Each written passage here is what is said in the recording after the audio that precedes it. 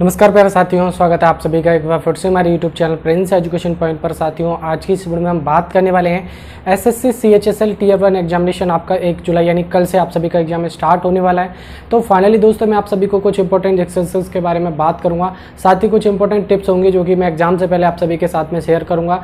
जैसे कि आप सभी को एग्जाम जो है 60 मिनट में आपको कैसे करना चाहिए जिससे कि आप अपने पूरे एग्जाम को कर पाएँ, कौन सा सब्जेक्ट आपको पहले करना चाहिए, कौन सा सब्जेक्ट आपको बाद में करना चाहिए, वो भी मैं आप सभी को बताऊँगा। साथ ही आपको मैं ये भी बताने वाला को कम से कम आपको कितने क्वेश्चन करने हैं जिससे कि आप अपनी कट ऑफ को क्वालिफाई कर पाएं, क्योंकि काफी कैंडिडेट ऐसे होंगे जो कम क्वेश्चन नंबर आप कम करके आएंगे अटेम्प्ट, जो कि कट ऑफ ही क्वालिफाई नहीं होगा, तो वो भी मैं बताऊंगा। साथ ही कितने ज्यादा करने चाहिए आपको या फिर कितने तक करने चाहिए। काफी कैंडिडेट होंगे तो 100 आउट ऑफ 100 कराएंगे, तो वो भी बताऊंगा। वो करने चाहिए या ना करनी चाहिए वो भी मैं आप सभी को बताऊंगा। साथ ही आपको पूरा डिटेल में बताने वाला हूँ कि जिससे कि आप कितने क्वेश्चन को अटेम्प्ट करो जिससे कि आप आपकी कट ऑफ भी क्वालिफाई हो पाए और टाइम से आप अपने पेपर को अटेम्प्ट कर पाएं।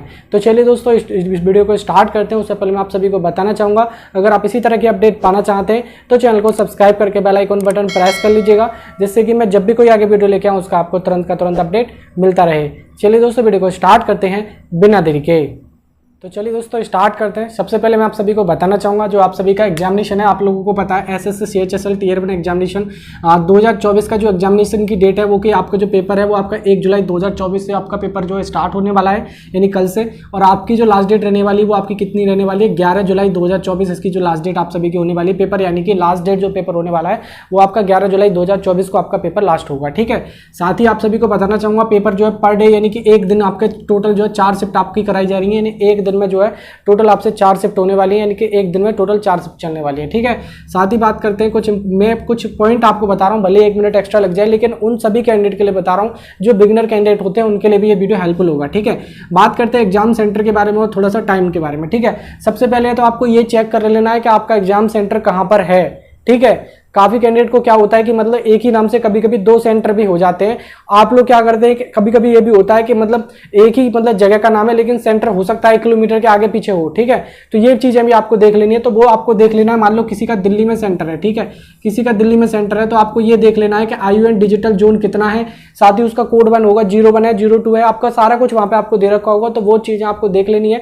साथ ही प्रॉपर पे एड्रेस भी मैच कर लेना है कि आपका एग्जाम सेंटर वही है या कहीं और तो नहीं पहुंच गए आप। ठीक है। और साथ ही आपको एक ही बात बताना चाहूंगा, जब आप अपने घर से निकले तो समय से निकले, कहीं ऐसा ना हो कि आप अपने एग्जाम हॉल पे ही देरी से पहुंच रहे हैं, तो ये चीजें भी आपको दिक्कत कर सकती हैं। ठीक है। साथ ही बात करते हैं, सबसे ज्यादा मन में कंफ्यूजन होगा, कुछ कैंडिडेट ऐसे होंगे, काफी को तो पता है लेकिन कुछ को नहीं पता होगी कि अभी भी पता है वो कितने ख्याल में होंगे। काफी कैंडिडेट क्या होंगे कि उनको ये पता है कि मेरा पेपर पहली शिफ्ट में, और पहली शिफ्ट का पेपर कितने बजे से स्टार्ट है, 9 बजे से 10 बजे तक पेपर है। ठीक है। लेकिन ये आपकी गलती है, आपको मैं ये दिखा देता हूं। सबसे पहले आपको एक आपका रिपोर्टिंग टाइम है जो कि आप लोग देख सकते हैं। रिपोर्टिंग टाइम सभी जो पहली शिफ्ट का स्टार्ट है इसी तरीके से आपके एडमिट कार्ड पे लिख रखा होगा, बिल्कुल कोई दिक्कत नहीं। मान लो सेकंड शिफ्ट है, थर्ड शिफ्ट है, फोर्थ शिफ्ट है, जितनी भी आपकी शिफ्ट चलने वाली उन सभी शिफ्ट में आपको देखने को मिल जाएगा कि आपका रिपोर्टिंग टाइम कितना है। तो उस रिपोर्टिंग टाइम को अच्छे से चेक कर लेना है। ये जो रिपोर्टिंग टाइम होता है, मान लो पहली शिफ्ट का रिपोर्टिंग टाइम एग्जांपल के 7:45 से स्टार्ट होता है, तो कहने का मतलब क्या है कि इस टाइम से आप सभी की एंट्री जो है स्टार्ट हो जाएगी। ठीक है। यानी कि 7:45 से आपकी एंट्री स्टार्ट हो जाएगी अगर फर्स्ट शिफ्ट के हैं, और सेकंड शिफ्ट के हैं तो अपना रिपोर्टिंग टाइम के अकॉर्डिंग आपको देख लेना है कि आपका रिपोर्टिंग टाइम कितना है। अब बात करता हूँ गेट क्लोजिंग टाइम। ठीक है। ये आपको गेट क्लोजिंग टाइम दिख रहा होगा। सेकंड यानी कि फर्स्ट शिफ्ट के बारे में बात करो तो फर्स्ट शिफ्ट का जो गेट क्लोजिंग टाइम है वो 8:30 पे है, जैसा कि आप लोग यहाँ पे देख सकते हैं। तो आपकी जो एंट्री यानी कि जो आपका प्रवेश लेने का जो टाइम है, एंट्री लेने का जो टाइम है वो 8:30 लास्ट है, तो आपको 8:30 पे आपका गेट बंद कर दिया जाएगा। फिर उसके बाद आपकी एंट्री नहीं होगी। क्यों नहीं होगी कि यहाँ पे आपका क्या होता है कि उसके बाद आपका डॉक्यूमेंटेशन का काम वगैरह प्रोसेस वगैरह वो करते हैं, वेरिफिकेशन वगैरह चलता है, तो इसलिए। ठीक है। तो आप लोग ये ध्यान में रखना है कि मान लो आपका एग्जामिनेशन टाइम कितना है, 9 बजे से 10 बजे तक। ठीक है। जिससे कि आपको ये प्रॉपर आपको जो टाइम होता है 1 घंटे का पूरा टाइम आप सभी के लिए मिल पाए, इसलिए आपको होता है। ठीक है। जिससे कि आप लोग देख सकते हैं कि रिपोर्टिंग टाइम कितना है आपका 7:45 और आपका गेट क्लोजिंग टाइम कितना है 8:30। तो आपको यदि 8:31 भी हो जाते हैं तो फिर आपकी एंट्री नहीं होगी। इनकी जो आपका गेट क्लोजिंग टाइम दे रखा है केवल तब तक आपकी एंट्री होती है, उसके बाद आपकी एंट्री नहीं होती। ये चीज मैं आपको पहले बता देता हूं। काफी कैंडिडेट भाई यही सोचते हैं कि भाई मेरा पेपर 9 बजे से स्टार्ट है तो मैं क्या करूं कि 5 मिनट पहले भी चला जाऊंगा तब भी मेरी एंट्री हो जाएगी, तब भी मैं पेपर कर पाऊंगा। भाई ऐसे नहीं होगा। ठीक है। ये चीज आपको ध्यान में रख लेनी है कि जो आपका गेट क्लोजिंग टाइम दे रखा है उसके बाद आपकी एंट्री नहीं होगी, उससे पहले आप लोग अपना एंट्री ले लें एग्जाम सेंटर के अंदर। ठीक है। चलिए अब बात ये चीज समझ में आ गई होगी क्लियर तरीके से। अब बात करते हैं, थोड़ा सा मैं सब्जेक्ट के बारे में बता देता हूँ। काफी कैंडिडेट को लेके सब्जेक्ट को मन में दिक्कत होगी, तो वो सब्जेक्ट की डाउट है जो भी मैं इसको भी क्लियर थोड़ा सा कर देता हूँ। तो सबसे पहले आप लोग यहाँ पे देख सकते हैं आपके 4 सब्जेक्ट पूछे जाने वाले हैं। सबसे पहले हम जनरल अवेयरनेस के बारे में बात करते हैं। 25 क्वेश्चन पूछे जाएंगे जो कि 50 नंबर के रहते हैं, ठीक है। साथ ही बात करता हूँ, देखिएगा आपके रीजनिंग से आपके क्वेश्चन पूछे जाएंगे जिसको हम क्या बोलते हैं, general intelligence and reasoning. 25 question पूछे जाते हैं, ये भी आपके 50 नंबर के होते हैं। साथ ही इंग्लिश लैंग्वेज के बारे में बात करूँ तो आप तो देख सकते हैं 25 क्वेश्चन 50 नंबर के रहेंगे, और मैथमेटिक्स से 25 क्वेश्चन 50 नंबर के, टोटल 100 क्वेश्चन पूछे जाएंगे जो कि 200 नंबर के रहेंगे। आपको पता है कि इसमें जो नेगेटिव मार्किंग होने वाली है वो आपकी 1/4 की इसमें नेगेटिव मार्किंग आपकी होने वाली है, ठीक है। टाइमिंग आपको 1 घंटे का मिलेगा, ये आप लोग अच्छी तरह से जानते हो। कितना टाइमिंग मिलेगा, केवल और केवल 1 घंटे यानी 60 मिनट का आपको टाइमिंग मिलेगा।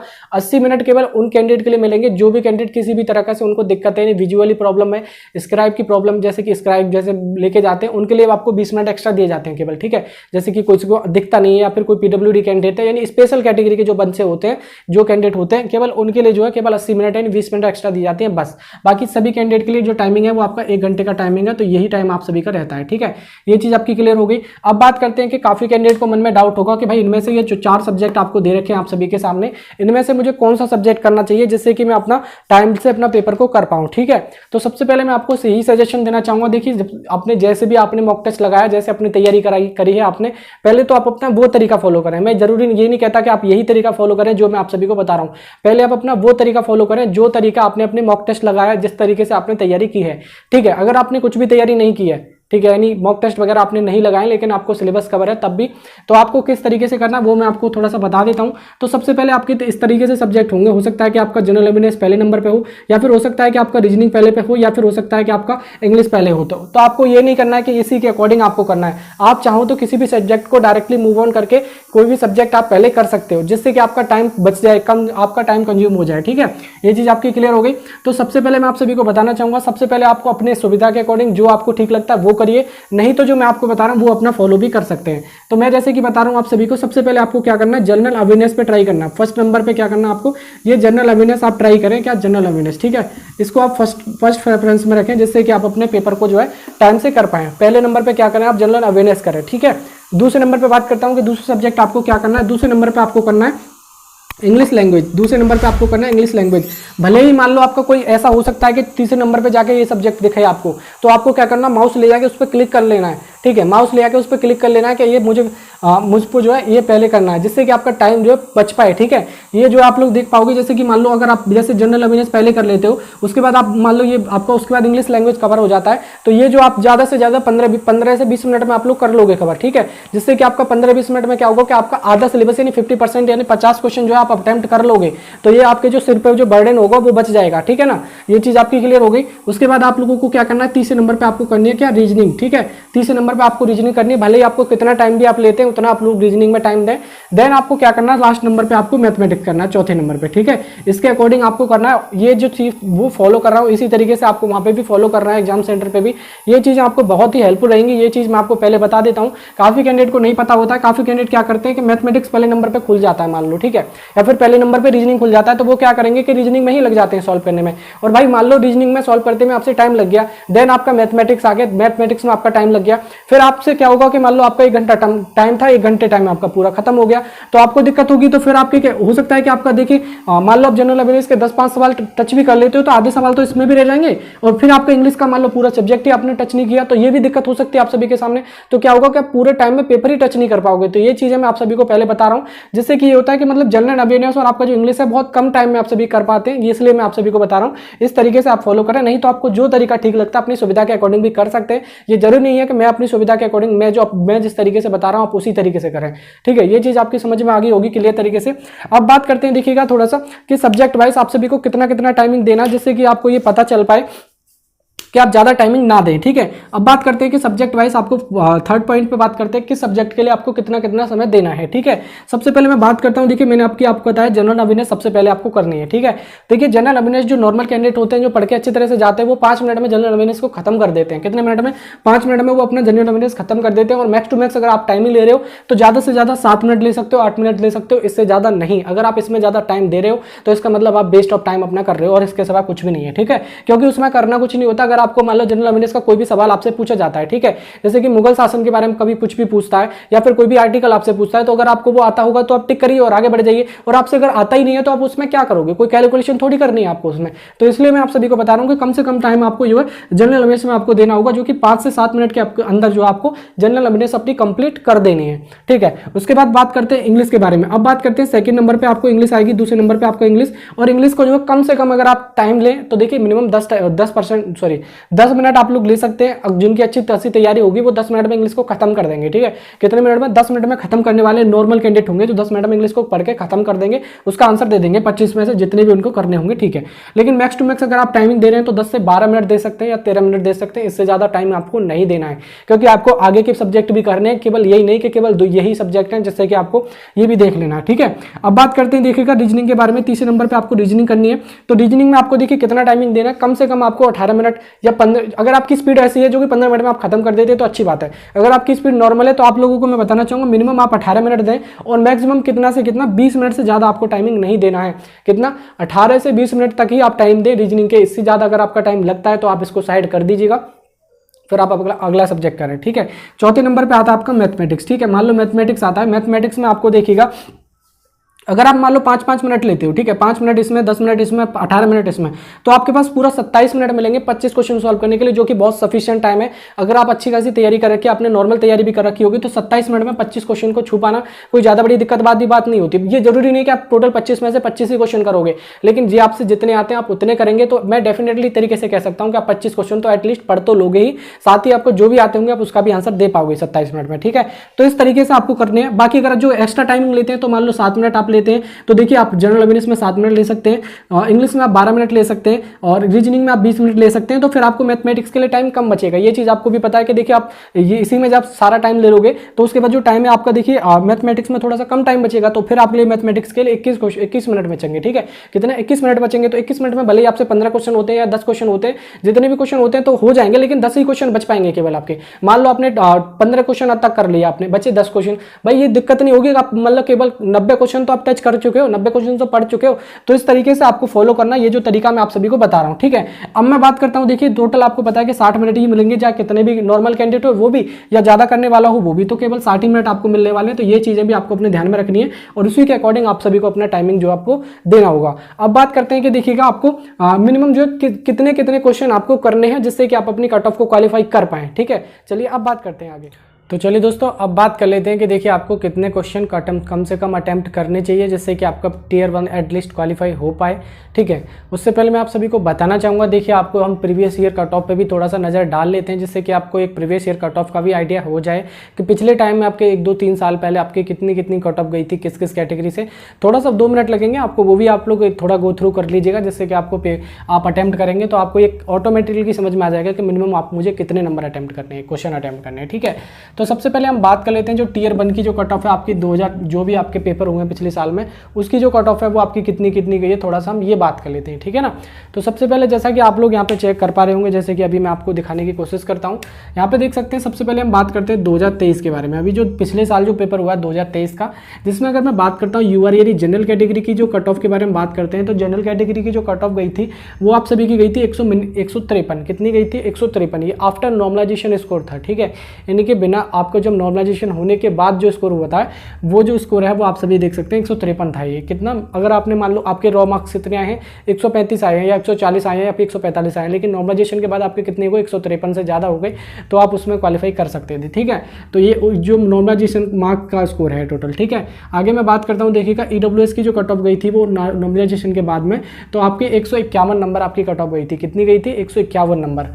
अब बात करते हैं ओबीसी कैटेगरी के बारे में, तो ओबीसी की जो कट ऑफ गई थी वो 152 नंबर गई थी। साथ ही बात करते हैं एससी कैटेगरी की जो कट ऑफ गई थी वो 136 नंबर गई थी, यानी 136 नंबर। आगे हम बात करते हैं एसटी कैटेगरी वालों के लिए, तो यानी कि 124 नंबर उनकी गई थी एसटी कैटेगरी वाले के लिए, ठीक है।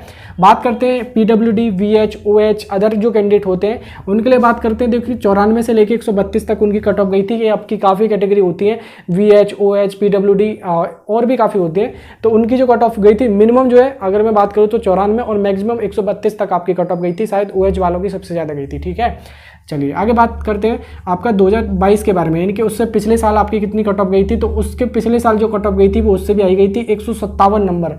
यानी कि अगर मैं बात करूँ तो 200 में से जो 157 नंबर ला रहा था वही केवल टियर 1 क्वालिफाई कर पा रहा था, जो कि टियर 1 केवल और केवल क्वालिफाइंग नेचर है, उसके कोई भी नंबर नहीं जुड़ने, तब ये हालत है भाई साहब, देख लो। ठीक है, कितना 157 आपका कट ऑफ गया था यूआर कैटेगरी का। बात करते हैं, देखिए सेम आपका ईडब्ल्यूएस का तो सेम रहा था, इसमें कोई भी चेंजिंग आपको देखने को यहाँ पे नहीं मिली। जो आपकी कट ऑफ पिछले साल गई थी उसके पिछले साल भी सेम आपकी वही कट ऑफ गई, जो कि आप लोग देख सकते हैं। ईडब्ल्यूएस की जो कट ऑफ हो वो 151 की 151 ही रही। बात करते हैं, देखिएगा ओबीसी की जो कट ऑफ थी वो आपकी 1 नंबर और बढ़ के यानी 153 आप सभी की हो गई 2022 में। बात करते हैं एससी कैटेगरी की कट ऑफ जो है 135 नंबर गई थी, जो कि आप लोग देख सकते हैं 1 नंबर कम हुई। बात करते हैं एसटी की जो कट ऑफ है वो आपकी 125 नंबर गई। और बात करते हैं अदर जो भी पीडब्ल्यूडी वीएच ओएच वाले कैंडिडेट होते हैं तो मिनिमम 83 और मैक्सिमम 138 तक उनकी कट ऑफ जो है हाईएस्ट आप सभी की चली गई थी। बात करते हैं 2021 के बारे में, ठीक है, क्योंकि आप लोग सोचेंगे कि भाई इस बार पिछली बार वैकेंसी थोड़ी सी कम थी सीएचएसएल में, इस कारण से तो वो भी देख लो आप लोग, पिछले ट्रेंड चलता आ रहा है, इतनी ज़्यादा डिफरेंस आपको देखने को नहीं मिलेगा कि आपको लगे कि 50 नंबर का डिफरेंस मिल गया। हो सकता है 10 या 5 नंबर का डिफरेंस देखने को मिलेगा, इससे ज़्यादा नहीं मिलता भाई। ठीक है, आप लोग देखिएगा 10 नंबर का यहाँ पे थोड़ा सा यहाँ पे दिक्कत देखने को मिल जाएगा, 10-15 नंबर का, जो कि आप लोग देख सकते हो पेपर के लेवल पे भी थोड़ा सा डिपेंड कर जाता है वो कभी कभी। ठीक है ना, तो आप लोग देख सकते हैं 2021 के जो यूआर कैटेगरी का जो कट ऑफ गया था वो 140 गया था, ईडब्ल्यूएस का जो गया था 131 गया था, ओबीसी के बारे में करें तो 140 सेम गया था आपका यूआर का और ओबीसी का। बात करते हैं एससी कैटेगरी का जो कट ऑफ था वो 112 गया था, एसटी के बारे में बात करें तो 104 गया था, और मिनिमम अगर जो वीएच ओएच अदर जो कैंडिडेट होते हैं उनका जो कट ऑफ गया था वो मिनिमम 56 से लेके 107 नंबर तक कट ऑफ उनका जो है गया था। तो आप लोग यहाँ पे चेक कर सकते हो, थोड़ा सा लाइट चली गई, एडजस्ट करिएगा, मेरे हिसाब से थोड़ा सा दिख ही रहा होगा लेकिन थोड़ा सा कम दिख रहा होगा। ठीक है, ये आप लोग देख सकते हैं यहाँ पे क्लियर। अब बात ये आपको समझ में आ गया एटलीस्ट कि आपकी कट ऑफ कितने साल पिछले सालों में आपकी कितनी कट ऑफ गई है, ये आपको पता चली गया क्लियर तरीके से। ठीक है भाई, चलिए अब बात करते हैं थोड़ा सा आगे, यानी अगले साल जो आपका जो कितने क्वेश्चन जो अटेम्प्ट कम से कम आप सभी को करने चाहिए। ठीक है ना, थोड़ा सा मैं आप सभी को ये बता देता हूँ कि अब इस बार आपको कम से कम कितने क्वेश्चन जो अटेम्प्ट करने ही चाहिए। थोड़ा सा 1 मिनट रुकिएगा।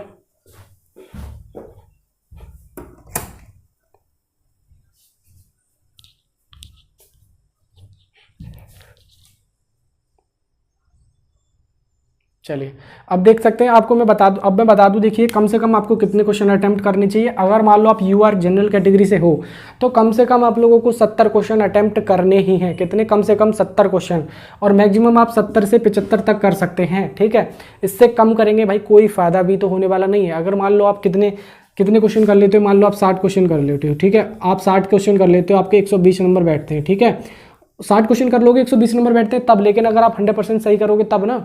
कभी कभी ऐसा भी होता है कि 4-5 क्वेश्चन गलत भी चले जाते हैं। तो आपको क्या लग रहा है कि इस बार आपकी कट ऑफ इतनी डाउन हो जाएगी? इतनी डाउन नहीं होगी, मैं मानता हूँ थोड़ा बहुत डाउन हो सकता है कट ऑफ, लेकिन इतना भी नहीं कि आप लोगों को 120 पे आपका कट ऑफ जाए, इतना भी नहीं होने वाला। ठीक है, ये भी आप लोगों को ध्यान में रख लेना है। तो कम से कम आपको जो कम से कम अटेम्प्ट करने पड़ेंगे, 70 से 75 क्वेश्चन करने ही पड़ेंगे अटेम्प्ट यूआर कैटेगरी वालों के लिए। ठीक है, और वो उतने करके आए भाई, ये भी मैं आपको बता रहा हूँ।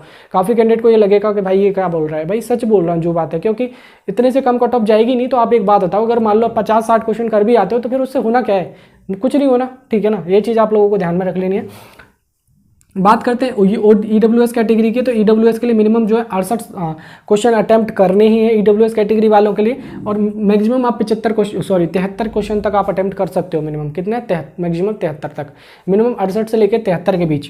ओबीसी वालों के लिए सेम, यानी 70 से 75 क्वेश्चन आपको अटेम्प्ट करने ही है। ये चीज़ आप लोगों को ध्यान में रखनी है, क्योंकि ओबीसी की भी कट ऑफ कोई अंतर ज़्यादा नहीं रहता ईयूआर में और ओबीसी में। ठीक है, बात करते हैं एससी कैटेगरी के लिए, तो एससी कैटेगरी के लिए आप देख सकते हो मिनिमम आपको 65 क्वेश्चन अटेम्प्ट करने हैं कम से कम, और मैक्सिमम आप 70 तक आप कर सकते हो, लेकिन आपको एक्यूरेसी ठीक ठाक रखनी है। ये जो मैं आपको बता रहा हूँ ये उनके लिए बता रहा हूँ जो उनकी एक्यूरेसी एकदम ठीक ठाक है, 90% प्लस है, वही आपको ध्यान रखें।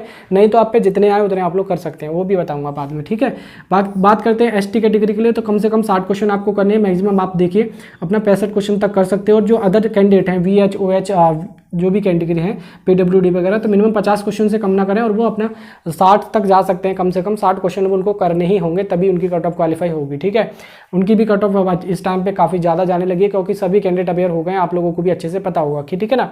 तो ये चीज़ आप लोगों को ध्यान में रख लीजिए। ये जो मैंने आपको बताया कम से कम इतने क्वेश्चन आपको अटेम्प्ट करने ही है। अब मैं बात करता हूँ जिन पे मान लो इतने हो जाते हैं तो ठीक है। अगर आपको ये लगता है कि मेरे से इतने नहीं हो रहे हैं तो भाई क्या करेगा भाई, लास्ट में एक ही ऑप्शन रहता है, तुक्का मारो बस, इसके सिवा कुछ भी नहीं है। और जो कैंडिडेट ऐसा है जैसे कि मान लो इतने अगर आपसे आ रहे हैं 2-4 क्वेश्चन कम भी हो रहे हैं, ये नहीं कि आप अब देखिए मान लो आपको मैंने 78 क्वेश्चन बताया, आपसे अगर हो सकता है कि 68 हो 65 हो तो आप छोड़ सकते हो, कोई दिक्कत नहीं, ज़्यादा नेगेटिव मार्किंग मत मारो। अगर हाँ आपको ये लगता है कोई भी 2 क्वेश्चन ऐसे हैं, मान लो 2 क्वेश्चन है जिनके 2 विकल्प हैं आपको, 1 2, ठीक है, 2 विकल्प तो आपने 4 विकल्प होते हैं, मतलब 3 4, ठीक है, 4 विकल्प है, 4 विकल्प में से मान लो 2 विकल्प तो ऐसे हैं जिससे आपको ये पता है कि 100% ये 2 विकल्प नहीं है, तो आप इनको हटा दो, बच्चे कितने 2 विकल्प, तो आप यहाँ पे थोड़ा सा चांस ले सकते हो, यहाँ पे थोड़ा सा तुक्का लगा सकते हो। लेकिन आपको ये लगे कि भाई मैं पूरे क्वेश्चन में तुक्का लगा के आऊँ तो फिर कुछ नहीं होने वाला भाई, आप 100% आपको तुक्का किसी का भी नहीं लगता, ठीक है ना। वो नसीब वाली बात है कि भगवान जी खुद आगे बैठ गए उसके दिमाग में, तो वो एक अलग बात हो जाती है, ठीक है ना। तो ये चीज़ आपको ध्यान में रख लेनी है कि आपको जो तुक्का भी लगाना है तो इस तरीके से आप तुक्का लगा सकते हो। बाकी जो भी कैंडिडेट ऐसे हैं जिनको कुछ भी नहीं आता है भाई, अगर मैं उनके बारे में बात करूँ जिनको कुछ भी नहीं आता है, तो भाई मैं कम से कम बोलना चाहूँगा वो कम से कम 90+ करें, नहीं तो आप 100 आउट ऑफ 100 भी कर सकते हो जिनको कुछ नहीं हो रहा। अब एक बताओ जिससे कुछ होता ही नहीं है तो फिर क्या फायदा उसका, ठीक है। अगर मान लो वो 60 से 70 क्वेश्चन के बीच करेगा भी तो उसका होना क्या है, कुछ नहीं होना, ठीक है। जिसको पता ही नहीं है मान लो 60 से 70 क्वेश्चन वो कर भी लेगा, उसमें से उसके 20 क्वेश्चन सही जाएंगे तो क्या फायदा, कोई फायदा नहीं है। तो वो 100 आउट ऑफ 100 करे, कम से कम 90+ कर दे, तो 90+ कर देगा तो कम से कम कभी ऐसा हो भी जाता है कि उसके 70 ही सही चले गए, 60 सही चले गए, हो सकता है कि उसकी कट ऑफ क्वालिफाई हो भी जाए, ठीक है। तो ये भी मैं आपको बता रहा हूँ, बस ये तुक्का वाले हिसाब से बता रहा हूँ, ये चीज़ आप लोग ध्यान में रख लीजिएगा। नहीं तो मैंने जो आपको तरीका बताया ये तरीका आपको फॉलो करना है, ठीक है। बाकी मैंने आपको देखिए पूरा डिटेल में सारी जानकारी शेयर कर दी है, वीडियो बहुत ज़्यादा लॉन्ग हो गया। कल से आप सभी का पेपर है, आप अच्छी तरह से अपने पेपर को दें, ठीक है। किसी भी तरह की आपसे दिक्कत या मन में कोई क्वेश्चन बनता है तो वो आप कमेंट बॉक्स में पूछ सकते हो, ठीक है भाई। तब तक के लिए आपको मेरी तरफ से बेस्ट ऑफ लक, और आप अच्छी तरह से अपने पेपर को दें जैसे मैंने आप सभी को बताया है, ठीक है ना। अपनी तैयारी आपने कर रखी होगी अच्छे से, आई होप आप, मुझे लगता है कि आप सभी ने अपनी तैयारी अच्छे से की है। तो आपने अगर आप तैयारी अच्छे से की है तो आप सभी का पेपर अच्छा ही जाएगा, ठीक है भाई। आप सभी के लिए पेपर के लिए शुभकामनाएं। साथ ही दोस्तों मैं बस इतना ही कहना चाहूँगा, इससे ज़्यादा आप सभी के कुछ नहीं कहना चाहूँगा। आप सभी के लिए अगर वीडियो अच्छा लगा दोस्तों तो प्लीज़ वीडियो को लाइक कर दीजिएगा, शेयर अपने यार दोस्तों में कर सकते हैं। और इसी तरह की अपडेट अगर आप पाना चाहते हैं तो चैनल को सब्सक्राइब करके बेल आइकन बटन प्रेस कर लीजिएगा, जिससे कि मैं जब भी कोई आगे वीडियो लेके आऊँ उसका आपको तुरंत का तुरंत अपडेट मिलता रहे। चलिए दोस्तों बाकी मिलते हैं किसी नेक्स्ट वीडियो में, तब तक के लिए जय हिंद एंड वंदे मातरम।